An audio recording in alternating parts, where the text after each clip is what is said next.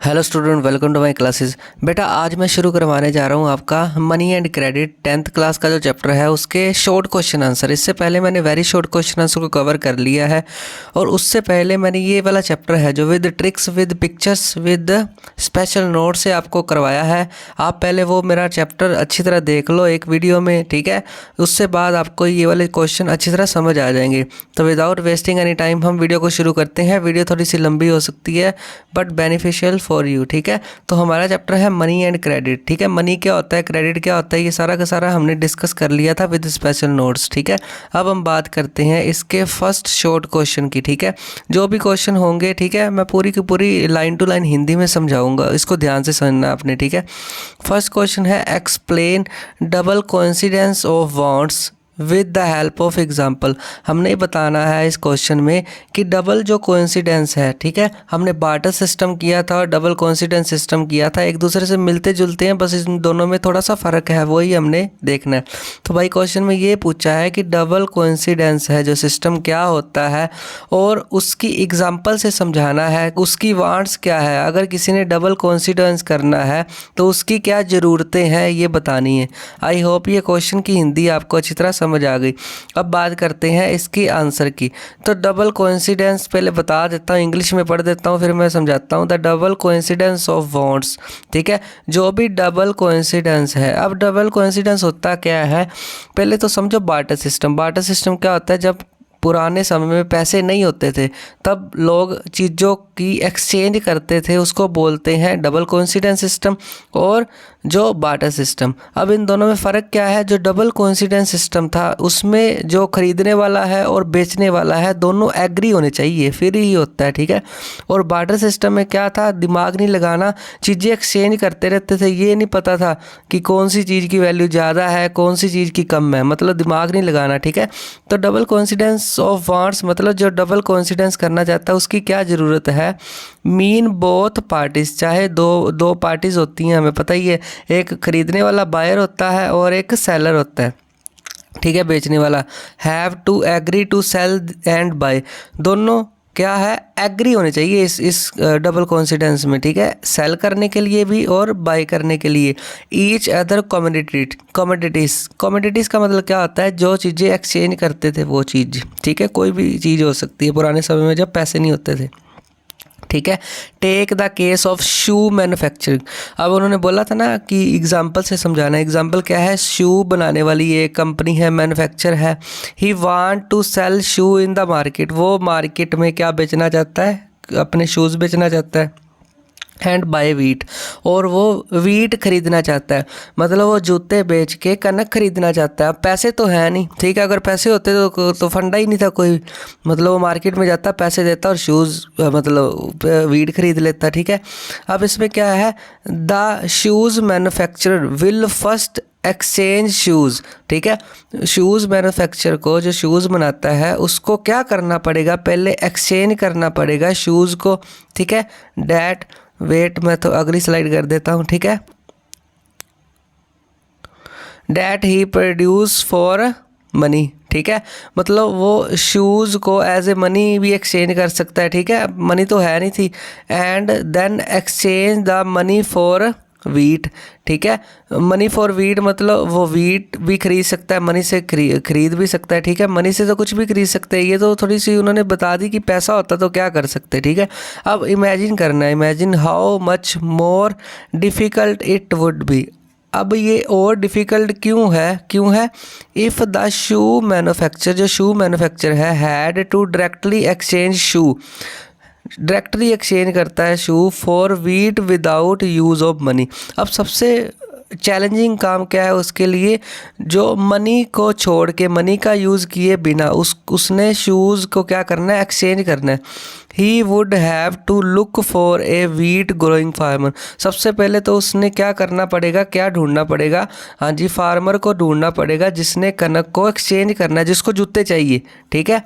Who not only want to sell wheat but also want to buy shoes, हाँ जी, अगर पैसे नहीं है, डबल कोइंसिडेंस करना है, हमने सीखा है ना कि दोनों का एग्रीमेंट होना चाहिए। अब अगर शूज़ मेकर ने मनी के अलावा काम करना है तो सबसे पहले उसको किसान ढूंढना पड़ेगा, ठीक है। और किसान भी वो ढूंढना पड़ेगा जिसको शूज़ चाहिए, ठीक है। उसके बदले में उसको वो कनक दे देगा, ठीक है। इन एक्सचेंज, इसके एक्सचेंज में उसको एक किसान भी चाहिए जिसको शूज़ चाहिए, ठीक है। नंगे पैरों वाला किसान चाहिए जिसको शूज़ की ज़रूरत है, और उस शूज़ के बदले में वो उसको कनक दे देगा, ठीक है। That is both the party have to agree to sell and buy each communities. तो यही सिट्टा निकल के आता है कि दोनों पार्टीज़ को क्या होना चाहिए, एग्री होना चाहिए। अगर पैसे नहीं है तो दोनों पार्टी का एग्रीमेंट होना चाहिए। अब इसको मैं एग्जांपल से समझाता हूँ। मान लो मैं शूज़ बनाने वाला हूँ, ठीक है। मेरे को कनक की ज़रूरत है, ठीक है। मेरा काम क्या है, शूज़ बनाना, ठीक है। और मेरे को नीड क्या है, वीट की। अब मैं मार्केट में वही किसान ढूंढूंगा जिसको तो शूज़ चाहिए और जो अपनी वीट उस शूज़ के बदले में दे दे। तो कितना डिफ़िकल्ट हो गया। अगर सीधी सी बात, अगर मनी होती, ठीक है, मनी होती तो कोई रोला ही नहीं होता, ठीक है। किसान जाके मैं पैसे दे के बूट खरीद लेता और मैन्युफैक्चरर जाके मनी दे के क्या कर लेता, कनक खरीद लेता। आई होप ये फर्स्ट क्वेश्चन आपको अच्छी तरह समझ आ गया। उसके बाद सेकंड क्वेश्चन है analyse the role of money. हमने बताना है role of money as medium of exchange. जो आज हम पैसे का यूज़ करते हैं वो कैसे मीडियम है एक्सचेंज का। एक्सचेंज का मतलब, अब मान लो मेरे को दूध चाहिए तो मेरे पास पैसे हैं तो मैं क्या करूँगा, पैसे दे के दूध ले लूँगा। तो वो चीज़ों का एक्सचेंज हो जाएगा ना, दूध वाला दूध दे देगा और मेरे पैसे ले लेगा, ठीक है। इस तरह भी क्वेश्चन आ सकता है, explain the money as a medium of exchange. कैसे भी क्वेश्चन आ सकता है, उसका आंसर हमेशा सेम रहेगा, ठीक है। तो बढ़ते हैं इसके आंसर की तरफ। तो फर्स्ट पॉइंट है the medium of exchange is an important function of money. कि मनी का सबसे इम्पोर्टेंट फंक्शन कौन सा है, एक्सचेंज करना। It mean that money act and intermediary, ठीक है। इंटरमीडियन मतलब क्या होता है, तालमेल बना के रखती है। अब मान लो मनी है, ठीक है, समझाता हूँ इससे, ठीक है। जो मनी है, अब इंटरमीडिएटरी कैसे होती है मनी, ठीक है। मनी है, एक बंदे को शूज़ चाहिए, ठीक है, और वो मार्केट में जाएगा, पैसे देगा और ये मार्केट में जाके शूज़ ले लेगा, ठीक है। तो इंटरमीडिएट मतलब उस चीज़ का माध्यम बनती है मनी, ठीक है। तो फॉर गुड्स एंड सर्विस, चाहे वो गुड्स लेनी हो किसी ने, चाहे वो सर्विस लेनी हो, तो इसके लिए एक्सचेंज क्या ज़रूरत पड़ेगी, मनी की, ठीक है, ऑफ ट्रांजैक्शन।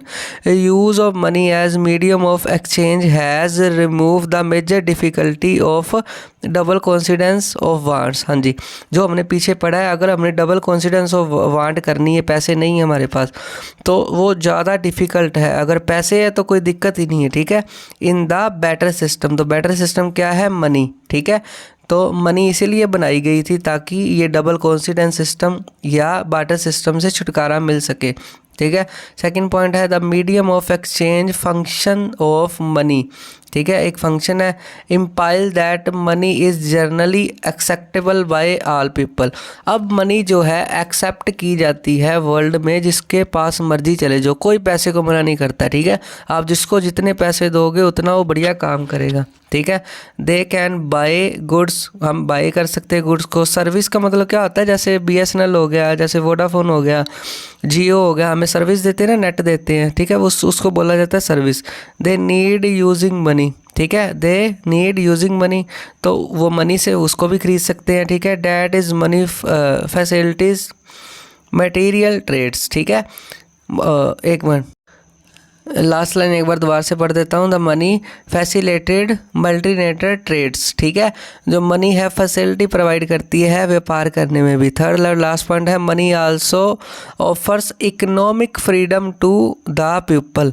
जो मनी है वो इकोनॉमिक मतलब अर्थव्यवस्था, पैसा, ठीक है, अब पैसे की बात होती है तो हमें फ्रीडम मिलती है, मनी से हमें फ्रीडम मिलती है। अब बात करते हैं डबल कॉन्फिडेंस सिस्टम की, ठीक है। इसमें क्या है, सेलर और बायर को एग्री होना पड़ेगा, मतलब सेलर बायर के ऊपर डिपेंड हो गया, बायर सेलर के ऊपर डिपेंड हो गया। अगर पैसा है तो हमें कोई चक्कर ही नहीं है, ठीक है। मार्केट में जाओ और पैसे से हमें फ्रीडम मिलती है कोई भी चीज़ करने की। आई होप ये सेकंड क्वेश्चन आपको अच्छी तरह समझ आ गया। और ये जो चैप्टर है विद ट्रिक्स और नोट से मैंने आपको बढ़िया तरीके से करवा दिया है, जिसका लिंक मैं डिस्क्रिप्शन में भी दे दूंगा, ठीक है। आप पहले वो देखोगे, उसके बाद आपको बढ़िया तरीके से समझ आ जाएगी ये सारे क्वेश्चन की, ठीक है। बढ़ते हैं थर्ड क्वेश्चन पे। थर्ड क्वेश्चन क्या है, व्हाट इज़ करेंसी। अब करेंसी क्या होती है, ठीक है। What is currency, explain the 3 feature of modern Indian currency. पहले तो बतानी है पैसा क्या होता है, ठीक है। और दूसरा ये बताना है 3 फीचर बताने हैं जो मॉडर्न समय में इंडियन करेंसी में यूज़ होते हैं, ठीक है। एक currency is a unit of exchange, currency को यूनिट ऑफ एक्सचेंज भी बोल सकते हैं, क्योंकि पैसे से हम चीज़ों को एक्सचेंज करते हैं, ठीक है।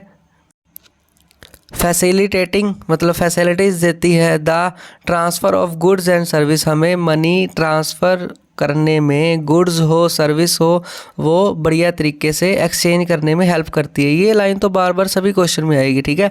अब मनी जो थर्ड पूछा था उन्होंने 3 फीचर बताने हैं मनी के, ठीक है। तो वो क्या है, it is authorise by government of the country. जो मनी है उसको जना खना नहीं बना सकता, ठीक है। अगर मैं घर पे मनी बनानी शुरू कर दूंगा तो पुलिस आ जाएगी, ठीक है।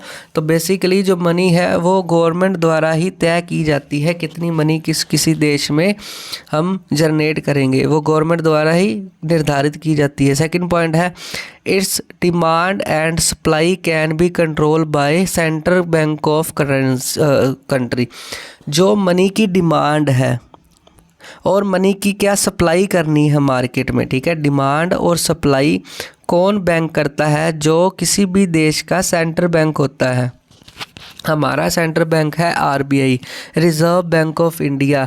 यही हमारी सारी मुद्रा है, करेंसी है, मनी है, उसको क्या करता है, छापता है, ऑर्डर देता है, ठीक है। वो सारा देखता है। अगर मनी ज़्यादा कमी है तो कितनी मनी छापनी है, कितना पैसा छापना है, कितने नए नोट है, उसको क्या करना है, वो सारा डिसाइड कौन करता है, आरबीआई, जो है किसी भी देश का सेंट्रल बैंक, ठीक है। आई होप यहाँ तक आपको समझ आ गई। इसका थर्ड पॉइंट है, अब थर्ड पॉइंट है इन इंडिया। इंडिया में क्या होता है, the law legalise the use of rupees as medium of payment. अब लीगल तरीके से हम ये बोल सकते हैं कि परमिशन है हम रुपीज़ को, ठीक है, जो मीडियम ऑफ एक्सचेंज है, that can not B refuse in setting transaction in India. कि इंडिया में अगर हमने कोई भी ट्रांजैक्शन करनी है, कोई भी चीज़ लेनी है, तो हम रुपीज़ का यूज़ कर सकते हैं, उसको कोई भी मना नहीं कर सकता। रिफ्यूज़ मतलब मना नहीं कर सकता। No individual can legally refuse a payment make in rupees. कि अगर हमने रुपीज़ में भी कोई पेमेंट करनी है, 1 रुपया, 2 रुपीज़, 3 रुपीज़, तो हम क्या कर सकते हैं, वो यूज़ कर सकते हैं। कोई भी हमें, इंडिविजुअल का मतलब होता है कोई सिंगल पर्सन भी हमें रिफ्यूज़ नहीं कर सकता कि पैसा नहीं लेना, ठीक है। अगर आपने बैंक में जाके 10,000 रुपीज़ जमा करवाने हैं तो आप 1 रुपीज़ के सिक्के भी लेके जा सकते हो, कोई भी आपको रुपीज़ लेके जा सकते हो, कोई भी मना नहीं करेगा, ठीक है। क्यों, क्योंकि वो लीगल है, ठीक है, मनी। आई होप ये आपको थर्ड क्वेश्चन अच्छी तरह समझ आ गया। अब बात करते हैं mention the 3 limitation of barter system. जो हमने पढ़ा था बार्टर सिस्टम, बार्टर सिस्टम क्या था, उसमें कोई दिमाग लगाना ही नहीं।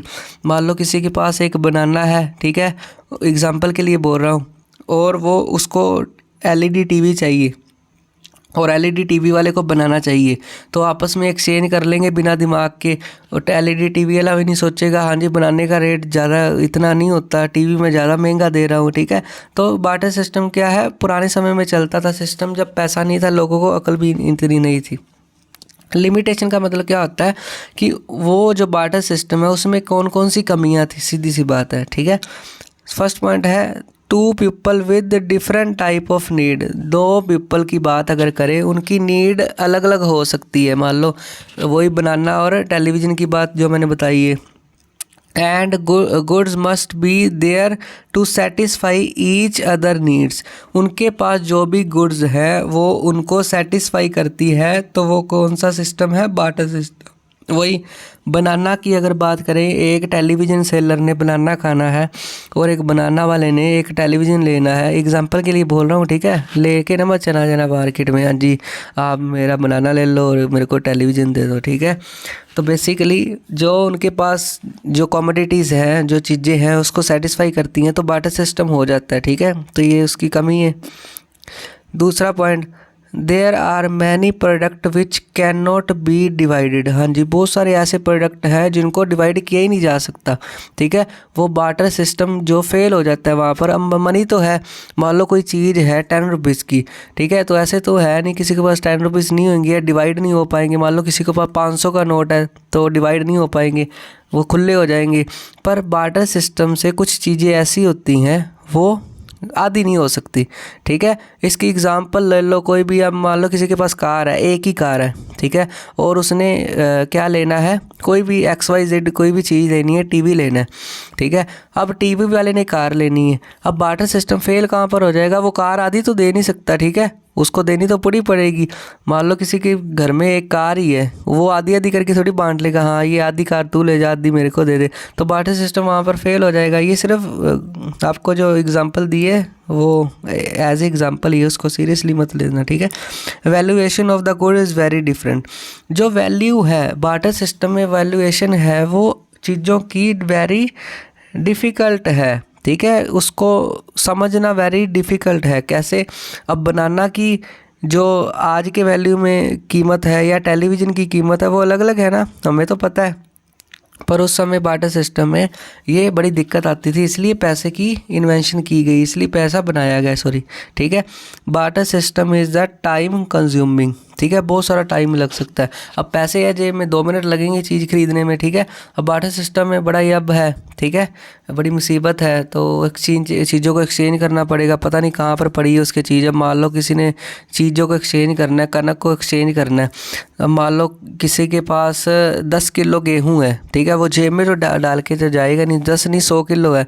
अब मार्केट में जाएगा, किसी को गेहूँ चाहिए, अब मान लो उसको टेलीविज़न चाहिए गेहूँ वाले को, अब 50 किलो या 100 किलो जितना भी गेहूँ है उसको एक्सचेंज करने के लिए उसको कार लेके जानी पड़ेगी या कोई चीज़ लेके जानी पड़ेगी जिसमें वो टाइम कंज्यूम है, बड़ा टाइम ज़्यादा लग जाता है, ठीक है? आई होप ये 4 क्वेश्चन आपको अच्छी तरह समझ आ गए। अब बात करते हैं मतलब डिफरेंस के ऊपर। हाँ जी, अगला 5th क्वेश्चन है, डिफरेंस बताना है, distinguish between the modern and traditional form of money. कि पुराने समय में जो मनी थी और आज के समय में मनी है उसमें क्या फ़र्क है, ठीक है? तो सबसे पहले बात करते हैं मॉडर्न फॉर्म ऑफ मनी की, सॉरी। फर्स्ट पॉइंट है modern form of money included currency, paper, notes and coins. जो आधुनिक समय की जो मुद्रा है उसमें एक तो पेपर है, ठीक है? हम देखते हैं नोट हमारे पेपर से बने होते हैं, और कॉइन्स हैं, सिक्के हैं, ठीक है? अब ट्रेडिशनल मतलब पुराना, traditional form of money included gold के सिक्के थे, सिल्वर के थे, कॉपर के थे, ठीक है? सेकंड पॉइंट है the modern currency is without any use of its own, ठीक है? इसका मतलब है जो मॉडर्न करेंसी है, हमारी करेंसी है, उसका खुद से खुद यूज़ नहीं है। मतलब 1 रुपया है तो उसका खुद यूज़ क्या होएगा, जो करेगा करने वाला यूज़ करेगा ना उसको। पर ट्रेडिशनल में क्या सीन है, traditional forms of money had its own uses, उनके खुद के यूजेस भी थे। जैसे गोल्ड, अब सिक्का नहीं चला तो पिघला के उसकी जेवरात बना लो। सिल्वर वैसी, चांदी, अब सिक्का नहीं है, मतलब किसी के पास चांदी का सिक्का है तो वो उसको मेल्ट करके चांदी के जेवर भी बना सकता है, चांदी के ज्वेलरी बना सकता है, ठीक है? कॉपर से घर के बर्तन वगैरह बना सकता है। तो अगर किसी के पास 1 रुपीज़ है उसको पिघला के क्या करेगा, ठीक है? ख़राब ही करेगा। तो ये सबसे बढ़िया फ़र्क है उसमें, ठीक है? अब बात करते हैं अगले क्वेश्चन की 6 number, what is included in the modern form of money. कि आज के समय में जो मनी की क्या रूप है, मनी का क्या फेस है, ठीक है? सबसे पहले करेंसी, मनी एक करेंसी है। Modern form of money included paper, वही बात, पेपर नोट्स हैं, कॉइन्स हैं, हेल्ड बाय पब्लिक, ठीक है? जो पब्लिक उसको होल्ड करती है, यूज़ करती है, ठीक है? दूसरी बात, demand deposit of commercial bank, हाँ जी, डीडी आपने सुना होगा। डीडी क्या होता है? अब मान लो कोई भी कॉलेजेस में फ़ीस जमा कराते हैं तो उसके नाम का, कॉलेज के नाम का डीडी बनवाते हैं, डिमांड डिपॉजिट बनाते हैं, मतलब फ़ीस जमा करवाने के लिए। और भी बड़े सारे काम होते हैं। तो आज के समय में डीडी भी एक, जो बैंक द्वारा डिपॉजिट किया जाता है, वो भी एक करेंसी है। ठीक है। Demand deposit are deposit which can be enhance बोल दिया मैंने, encashed by using cheques at any time by account holder. जो अकाउंट होल्डर है, मान लो किसी का बैंक है HDFC में, तो उस बैंक का चेक द्वारा डीडी बना सकता है। वो उसको पूरी कोई रोक टोक नहीं करता। ठीक है। वो चेक भी दे सकता है एज ए मनी। अब मान लो किसी ने किसी के पैसे लेने हैं 10 लाख, तो या तो उसको कैश दे सकता है, ठीक है, करेंसी दे सकता है, या उसको चेक भी दे सकता है, डीडी भी दे सकता है, वो भी एक्सेप्टेबल है। A demand deposit is treated as equal to currency.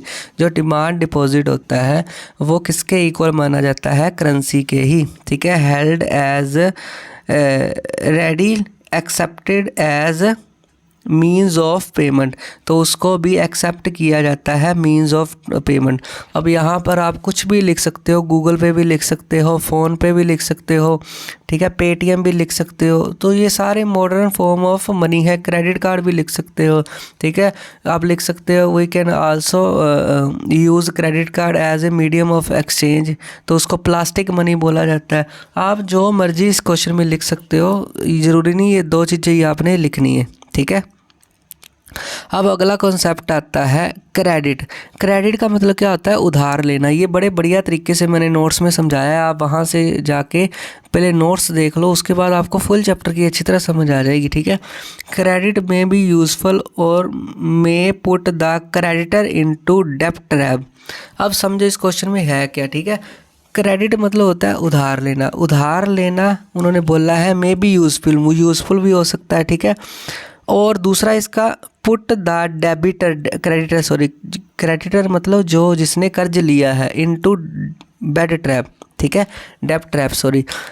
अब क्वेश्चन में ये पूछा गया है उधार लेना अच्छी बात हो सकती है और बुरी बात भी हो सकती है जब उधार लेने वाला उधार के जंजाल में फंस जाए। ठीक है। अब इसको क्वेश्चन को करने के पहले मैं आपको एक एग्जांपल देता हूँ। मान लो एक फार्मर है। ठीक है। इसको मैं जूम करता हूँ, वेट, ध्यान से समझना। मान लो एक फार्मर है। ठीक है। उसने क्या लिया? उधार लिया। कितना? 10 लाख। समझना इस बात को। 10 लाख का उधार लिया, मतलब या तो उसकी फसलें अगर अच्छी होगी, उसने बेच दिया तो 20 लाख उसको प्रॉफिट हुआ, तो वो क्या करेगा? 10 लाख बैंक को वापस दे देगा। तो ये तो था क्रेडिट इज़ यूज़फुल। अब दूसरा कॉन्सेप्ट, अब मान लो 10 लाख लिया, उसकी फसल होगी ख़राब। ठीक है। और उसके खुद के पैसे भी डूब गए और बैंक के भी डूब गए, तो वो किसान क्या हो जाएगा? जो क्या बोला था उन्होंने ऊपर, डेब्ट ट्रैप। ठीक है। एक बार, डेब्ट ट्रैप का मतलब क्या होता है? कर्जे में फंस जाना। तो क्रेडिट एक ऐसी चीज़ है जिससे आपका भला भी हो सकता है और ऐसी चीज़ है जिससे आपकी ज़िंदगी बर्बाद भी हो सकती है। यही उन्होंने क्वेश्चन पूछा है, कैसे। ठीक है। अब बात करते हैं इसकी आंसर की तरफ। फर्स्ट पॉइंट है credit is a working capital. अब कैपिटल 3 तरह की होती है। वर्किंग कैपिटल होती है, ठीक है, फिक्स कैपिटल होती है। ठीक है। तो ये सारा कॉन्सेप्ट किया हुआ है हमने। ठीक है। तो हम बढ़ते हैं इसके आंसर की तरफ। Which is required for production. अगर हमने क्रेडिट है हमारे पास, ठीक है, क्रेडिट मतलब उधार एक वर्किंग कैपिटल है, वो किसी भी प्रोडक्शन के लिए ज़रूरी होता है। The credit help the farmer to meet the ongoing expenses of production. जो क्रेडिट होता है, उधार होता है, वो फार्मर को हेल्प करता है उसके सारे एक्सपेंसेस, खर्चे और प्रोडक्शन, जितने भी प्रोडक्शन में खर्चे लगते हैं, कंप्लीट प्रोडक्शन ऑन टाइम, अगर उसने टाइम पे प्रोडक्शन कंप्लीट करनी है तो पैसा होना चाहिए, क्रेडिट लेता है, ठीक है। Thereby increase his earning, उसकी अर्निंग को इंक्रीज़ करता है क्रेडिट। उधार लेके किसान क्या करता है, मतलब फसलों को बेचता है, महंगे दाम में बेचता है और उधार भी चुकाता है और प्रॉफिट भी कमाता है, ठीक है। Credit therefore play a vital and positive role in this situation. इस सिचुएशन में जो क्रेडिट है, उधार है, वो बड़ा अच्छा रोल प्ले करता है, ठीक है। मान लो मेरे को 10 लाख की ज़रूरत है, ठीक है, यूट्यूब में मैंने पूरा पढ़ाना है, तो मेरे को कितने चाहिए, 10 लाख। अब मैं 10 लाख रुपया किसी से उधार लूँगा, अगर तो मेरा व्हाट्सएप पे बढ़िया यूट्यूब पे बढ़िया बिजनेस चल गया तो मेरी कमाई होगी तो मैं उधार भी चुका दूंगा, अगर नहीं हुई तो मैं उधार में फंस जाऊंगा, ठीक है। ये तो फर्स्ट सिचुएशन थी, आई होप सभी को समझ आ गई, ठीक है। अब बात करते हैं इसके नेगेटिव के ऊपर। द फेल ऑफ क्रॉप्स में पुश द बोरोअर, अगर क्रॉप्स फेल हो गई मतलब ख़राब हो गई, में पुश द बोरोअर मतलब उधार लेने वाला, into A situation from which recovery is very painful, कि ऐसी सिचुएशन में भेज सकता है उधार लेने वाले को कि जिसकी रिकवरी बड़ी मुश्किल से होती है। मतलब उसके क्या हो जाता है, आपने सुना होगा किसानों ने आत्महत्या कर लेते हैं, तो उनकी फसलें ख़राब हो जाती हैं, वो दे नहीं पाते कर्जा, ठीक है। In many cases farmer need to sell part of land to repay the loan, कई किसानों के साथ तो ऐसा होता है तो उनको अपनी ज़मीनों को बेचना पड़ता है लोन चुकाने के चक्कर में, ठीक है। ये तो बुरी बात है, इसलिए बोला था क्रेडिट जो है, उधार है, आपको आपकी लीला अपरंपार भी कर सकता है और आपकी बैंड भी बजा सकता है, ठीक है। दूसरा, whatever the credit would be useful भी हो सकता है और not depend on the risk, ठीक है, in the situation and whatever there is some spot in the case of loss, ठीक है। तो इतना कंफ्यूज नहीं होना, उन्होंने सीधी सी एक कंक्लूज़न निकाला है, क्रेडिट एक बढ़िया चीज़ भी हो सकती है, यूज़फुल भी हो सकती है, और ये रिस्क के ऊपर डिपेंड है। मान लो किसी ने उधार लिया, उसकी किस्मत इतनी बुरी थी, ठीक है, उसके सारे क्या हो गया, पैसे डूब गए, तो वो रिस्क है, उसके ऊपर यूज़फुल भी हो सकता है और उसका रिस्क ही है, ठीक है। आई होप ये आपको सारे क्वेश्चन अच्छी तरह समझ आ गए। अगर आपको समझ आ रहे हैं तो please like share and also comment my channel. कुछ जो क्वेश्चन होंगे ना घुमा फिरा के वही पूछे जाएंगे, ठीक है, ध्यान रखना इस बात का। तो क्वेश्चन 8 है, द रुपीज़ जो हम यूज़ करते हैं इंडिया में is widely accepted as the medium of exchange explain. जो रुपीज़ है वाइडली मतलब पूरे लार्ज एरिया में यूज़ किए जाते हैं, मीडियम ऑफ एक्सचेंज बताना है कैसे, ठीक है। फर्स्ट पॉइंट है authorise by government of the country, वही बात घुमा फिरा के, ठीक है, जो बात मैंने समझा दी उसके ऊपर टाइम नहीं वेस्ट करेंगे, ठीक है। सेकंड पॉइंट है it depend the it's demand and supply can be control by central bank of country, वही बात इन इंडिया, ठीक है। ये सारा का सारा मैंने करवा दिया पॉइंट, कोई भी रिफ्यूज़ नहीं कर सकता पैसे को लेने से, ठीक है। अगर नेक्स्ट पॉइंट है in India value of each good and service is measure by rupees, हाँ जी ये नया पॉइंट है। इंडिया में हर चीज़ की जो वैल्यू है उसको रुपीज़ से मेज़र किया जाता है। एग्ज़ाम्पल, आईफोन की जो मार्केट वैल्यू है, ठीक है, आईफोन उसकी अलग तय की गई है, ठीक है, या तो सैमसंग है या कोई और कंपनी का है, उसकी अलग कीमत है। मतलब जिस चीज़ की जितनी कीमत होएगी उतने उसके पैसे हमें देने पड़ेंगे, ठीक है। आई होप यहाँ तक आपको अच्छी तरह समझ आ गया। अब बात करते हैं बैंक के ऊपर, ठीक है। What is the advantage of depositing money in bank, कि भाई हम जो पैसा जेब में रखते हैं और बैंक में रखते हैं उसमें क्या फ़र्क है। अब मान लो मेरे पास 10 लाख है, ठीक है, तो मेरे पास अगर 10 लाख जेब में है या बैंक में है, दोनों में क्या फ़र्क है, क्या एडवांटेज है, क्या फ़ायदा है कि लोग पैसे बैंक में जमा करवाते हैं। सीधा सा फ़ायदा उसको ब्याज मिलती है, ठीक है। घर में पड़े कुछ नहीं मिलेगा, बैंक में ब्याज मिलेगी, ठीक है। तो फर्स्ट पॉइंट है इसका it is safer place to keep money as compare to house और वर्किंग प्लेस, कि अगर हमने पैसा जेब में रखा है तो हो सकता है कि चोर हमारे पैसे को चोरी करके ले जाए, ठीक है। तो बेसिकली ये सबसे सेफ़र है घर में रखने के लिए या कोई भी काम करने की प्लेस में। पैसा पड़ा हो तो नुकसान हो सकता है, चोरी हो सकती है। Second point, people can earn interest on depositing money, वही बात आ गई, अगर हमने डिपॉजिट करवा दी मनी बैंक में तो उसका ब्याज मिलता है, इंटरेस्ट मिलता है, ठीक है। थर्ड पॉइंट, पीपल हैव ड, ठीक है। आई होप ये सेकंड पॉइंट आपको अच्छी तरह समझ आ गया। अगला पॉइंट है people have provisions to withdrawal, withdrawal का मतलब होता है निकालना, the money as when they require, लोगों को जब चाहे वो पैसा अपना निकलवा सकते हैं बैंक से, उसको कोई भी नहीं मना कर सकता। आजकल तो आप गूगल पे पे चाहे 1 बजे ट्रांजैक्शन करो, कोई नहीं रोकेगा आपको, ठीक है। तो पैसा हम अपना पैसा जब मर्जी निकालो बैंक से, ठीक है। People can also make payment through cheque, हाँ जी, चेक से भी अपनी पेमेंट कर सकते हैं। अब मान लो किसी ने किसी को पैसे देने, ऐसे तो बोलेगा नहीं चेक नहीं दे सकते, आप चेक भी दे सकते हो, ठीक है। अगला पॉइंट है bank keep only small proportion of their deposit. अब बैंक क्या करता है, बैंक भी बड़ा स्कीमी होता है, बताता हूँ ध्यान से, पहले मैं ये बता देता हूँ उसके बाद आपको समझाता हूँ बैंक क्या करते हैं। With themself and rest of the extended as loan which use for overall development of nation, समझो इस बात को। अब बैंक क्या करता है, बैंक उन्होंने बोला है keep only small proportion of their deposit. अब मान लो एक बंदे ने, मान लो एक, समझो इस बात को, एक बैंक है, ठीक है, और वहाँ वो एक ऐसे देश में है जहाँ पर 10 लोग रहते हैं, ध्यान से भाई समझना इस बात को। 10 लोगों के पास 1-1 लाख रुपये है, तो बैंक के पास कितने जमा हो गए, 10 लाख।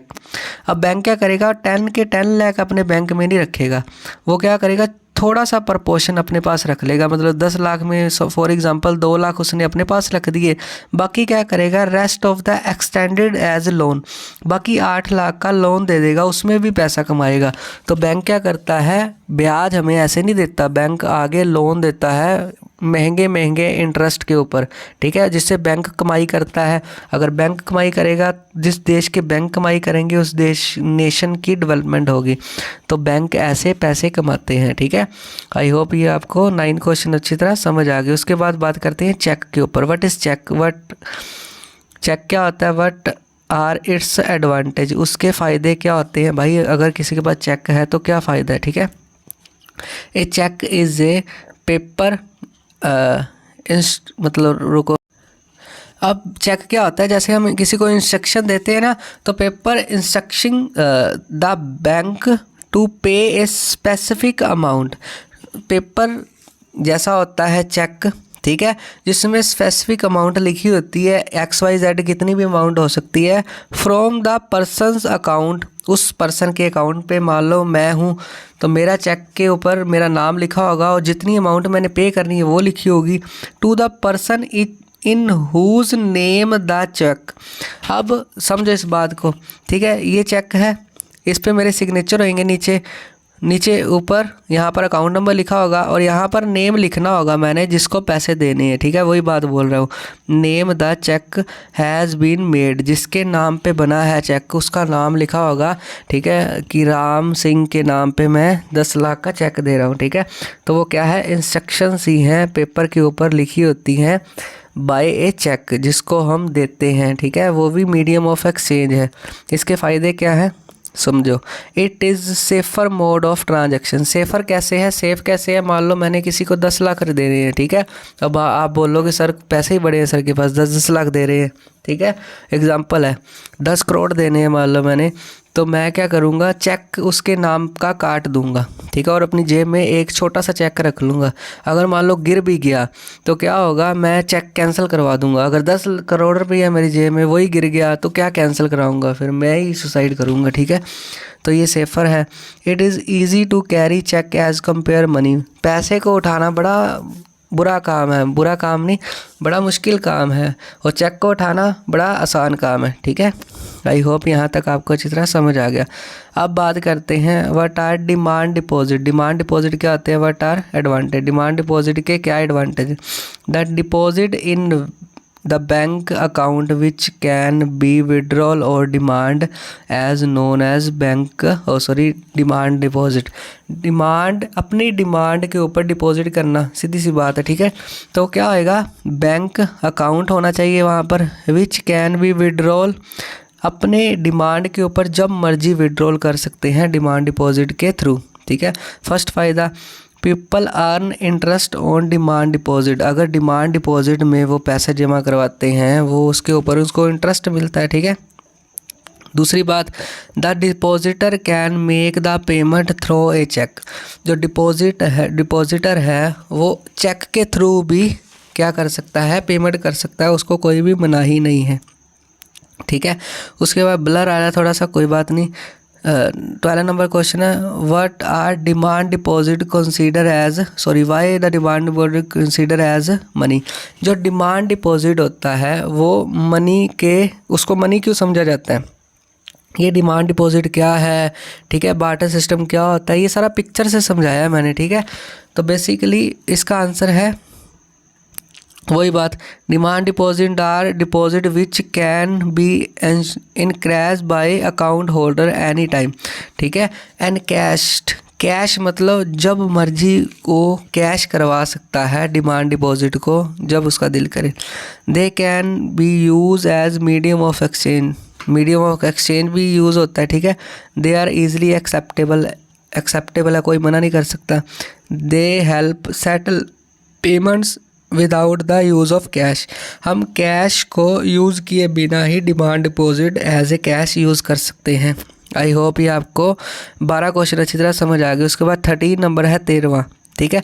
बड़ा इंटरेस्टिंग क्वेश्चन है, what are collateral, explain. Collaterals क्या होते हैं, समझो इस बात को पहले। कोलैटरल्स वो होते हैं, अगर किसी ने कोई भी लोन लेना है, लोन लेने के लिए जो भी डॉक्यूमेंट्स रिक्वायरमेंट होगी, ठीक है, जो प्रूफ लगेंगे, उसको क्या बोला जाता है, कोलैटरल्स, ठीक है। तो इसकी समझते हैं answer. Collateral is an asset that borer. Asset का मतलब क्या होता है, ऐसी चीज़ जो बोरर ओन्स, मतलब कोलैटरल कुछ भी हो सकता है, सच एज लैंड, बिल्डिंग भी हो सकती है, व्हीकल भी हो सकता है, लाइफ स्टॉक मतलब कोई जीव जंतु किसान के, डिपॉजिट विद बैंक के, and use this a guarantee to lender until the loan is repaid. मतलब एक ऐसे एसेट है कोलैटरल, घर भी हो सकता है। मान लो मैंने लोन लेना है बैंक से, तो क्या करेगा सर, बैंक वाले ये पूछेंगे, हाँ जी सर आपके पास हमारे लिए गिरवी रखने के लिए क्या है, वर्ड सुना होगा गिरवी। तो गिरवी हम कोई भी चीज़ रख सकते हैं, अपनी बिल्डिंग के कागजात भी रख सकते हैं, व्हीकल भी रख सकते हैं, ठीक है। कुछ भी बैंक के लिए एज ए रिक्वायरमेंट कोई भी चीज़ प्रूफ रखते हैं, उसको कोलैटरल बोलते हैं। इफ़ द बोरर, जो लेने वाला, लोन लेने वाला, fail to repay the loan. अब मान लो एक बंदे ने लोन लिया है 10 लाख रुपीज़ का, ठीक है। लोन किसके ऊपर लिया है, उसके पास एक ज़मीन थी, उसके कागजात उसने बैंक को दे दिए। अब बैंक क्या करेगा, अगर तो उसने दे दिया, लोन चुका दिया, तो बड़ी इज्जत से उसको उसके सारे कागजात वापस कर देगा। अगर वो फंस गया, मतलब अगर उसके पास लोन नहीं दिया गया, तो क्या करेगा बैंक, जो भी बोरर है लोन लेने वाला, फेल हो जाता है, तो उसको क्या करेगा, the lender has the right to sell. Lender का मतलब क्या होता है, जो जिसने लोन दिया है, ठीक है। सेल द एसेट और collateral to obtain the payment. जो उसने कोलैटरल लिया था, जो उसने प्रूफ लिया था, उसके पास पूरा राइट है उसको बेचने का, ठीक है। आई होप यहाँ तक आपको समझ आ गई। Property such as land, title, land भी हो सकती है। Deposit with bank. अब मान लो डिपॉजिट विद बैंक मतलब कुछ के लोग क्या करते हैं, खाली चेक साइन करवा देते हैं, हाँ जी आपने लोन लिया है, अगर वो ना दिया तो बैंक के ऊपर, उसके ऊपर केस भी लगा सकते हैं। लाइफ स्टॉक, ठीक है, कुछ भी हम जो उसके पास जमा है हमारा, वो हमारा बेच सकता है। Some of the common example of collateral use for borrowing. हमने अगर बोरोइंग मतलब लोन लेना है, कर्ज लेना है, तो कोलैटरल्स क्या होंगे, कागजात भी हो सकते हैं, ठीक है, घर भी हो सकता है हमारा व्हीकल भी हो सकता है, गाड़ी भी हो सकती है। मान लो मेरे को एक अर्जेंटली लोन चाहिए 1 लाख का, तो मैं क्या कहूँगा, मेरी गाड़ी गिरवी रख ले यार, अगर मैं लोन नहीं चुका पाया तो मेरी गाड़ी बेच देगा, अपना लोन पूरा कर लेगा, ठीक है। उसके बाद बात करते हैं आरबीआई की, Reserve Bank of India. The RBI play an crucial role in controlling the formal sector loan. अब पता है क्या होता है, हम जहाँ से लोन लेते हैं वो 2 प्रकार का होता है, फॉर्मल और इनफॉर्मल, ठीक है। फॉर्मल क्या होता है, जो बैंक वगैरह होते हैं जो हमें पूरा का पूरा क्या देते हैं, फॉर्मल मतलब बैंक द्वारा लिया गया लोन, मतलब पूरे कागजात चेक होंगे। इनफॉर्मल मतलब जब हमें रिश्तेदार से लोन लिया, मतलब इनफॉर्मली कोई कागजात नहीं लगेंगे। तो बैंक आरबीआई क्या करता है, एक बढ़िया रोल प्ले करता है कंट्रोलिंग द फॉर्मल सेक्टर, उसको एक्सप्लेन करना है। आरबीआई हमेशा कंट्रोल करता है फॉर्मल सेक्टर को, बैंक को, ठीक है। अब इनफॉर्मल सेक्टर को नहीं कंट्रोल कर सकता, जैसे रिश्तेदार। अब रिश्तेदारों के लिए क्या गाइडलाइंस निकालेगा आरबीआई, निकालेगा तो बैंक वालों के साथ ही ना। तो आरबीआई क्या गाइडलाइंस निकालता है वो बताना है, ठीक है। फंक्शन ऑफ आरबीआई कैसे भी आ सकता है, ठीक है। तो आरबीआई क्या है, गवर्नमेंट चलाती है, मतलब गवर्नमेंट का ही बैंक होता है, ठीक है। इसका आंसर है the formal source work under the supervision of reserve Bank of India.